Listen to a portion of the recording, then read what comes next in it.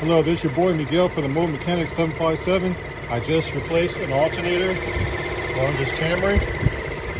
If your battery is flatlined and you do not have a charger, this battery is 2024.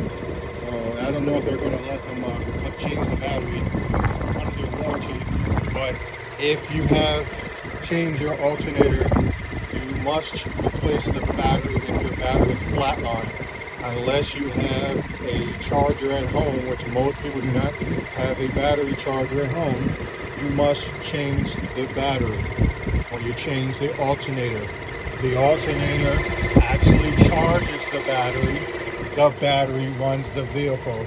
And I'm again say this, not everybody walks around or has a battery charger at their house.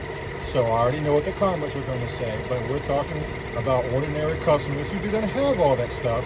Go get your battery changed if you want your alternator to last long. You do not want to overwork your alternator in any shape or way.